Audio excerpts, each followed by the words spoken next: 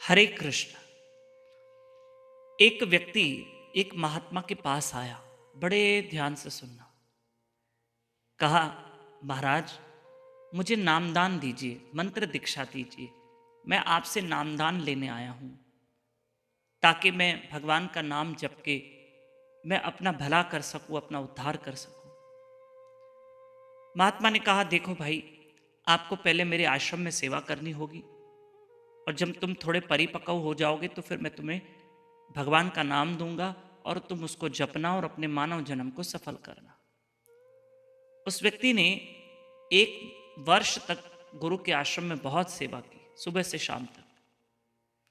1 वर्ष बीता, कहा, गुरुदेव महाराज जी अब मुझे नामदान दीजिए, मंत्र दीक्षा दीजिए। गुरु ने कहा, और सेवा करो। उस व्यक्ति ने 1 वर्ष और सेवा की। फिर कहा, गुरुदेव अब तो 2 वर्ष हो गए, अब तो मंत्र दीक्षा दो। बोला, अब और रुको, थोड़ी और सेवा करो। 3रा वर्ष बीता, 4था वर्ष बीता। ये हर वर्ष आके कहता, गुरुदेव नामदान दीजिए, दीक्षा दीजिए। 13 वर्ष बीत गए। एक दिन गुरु ने स्वयं ने बुलाकर कहा, बेटा यहां आओ, तुमने 13 वर्ष तक बहुत अच्छी सेवा की है, तुम अब परिपक्व हो गए हो, बैठो, मैं तुम्हें मंत्र दीक्षा देता हूं, मैं तुम्हें नामदान देता हूं, मैं तुम्हें नाम दे रहा हूं। नाम यानी भगवान का नाम दे रहा हूं। जब उस व्यक्ति को, सेवक को बिठाया तो महात्मा ने कहा, बेटा बोलो राम। तो उस व्यक्ति ने कहा, राम। बोला, हो गई मंत्र दीक्षा, तुम्हें भगवान का नाम मिल गया, हो गई मंत्र दीक्षा, राम नाम जपो, इसी में भला है।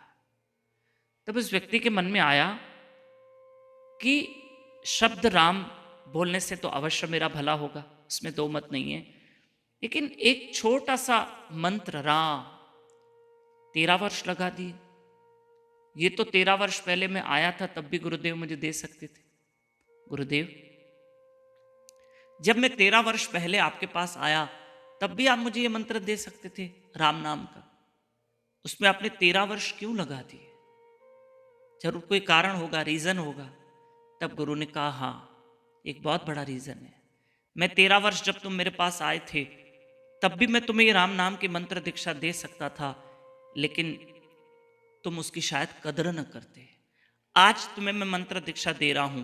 13 वर्ष तुमने बहुत मेहनत की, सेवा की है, आज तुम्हें ना इस मंत्र की, इस नाम की बड़ी कद्र होगी। हाँ, क्योंकि जिसको जो चीज सहज में मिल जाती है ना, वो उसकी कद्र नहीं करता। ठीक है, जो सहज में मिल जाए उसकी इंसान कद्र नहीं करता। हम कद्र नहीं करते हैं।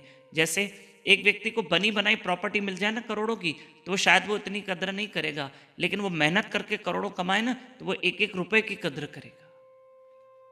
गुरु ने भी शिष्य को यही समझाया कि तुमने बहुत सेवा की है और इसलिए मैं तुमसे बहुत प्रसन्न हूं, इसलिए तुम इस मंत्र को लो, राम नाम को, अब तुम्हें इसकी कद्र होगी। मैंने इसलिए 13 वर्ष लगा दिए ताकि तुम इसकी कद्र कर सको और तुम परिपक्व हो सको। अब तुम्हें नाम की मेहनत की है ना, तुमने सेवा की है, अब तुम्हें इसकी बड़ी कद्र होगी। ये तुम्हें राम नाम जो है, अब तुम्हें इसके महत्व का पता चलेगा और इसी से तुम अपना भला करोगे। हरे कृष्ण कृष्ण कृष्ण हरे हरे, हरे राम राम राम हरे हरे। प्रिय बंधुओं, हमारे गुरु महाराज श्री मधुसूदन बापू जी नागपुर शहर में पधार रहे हैं 2 मार्च और 3 मार्च को।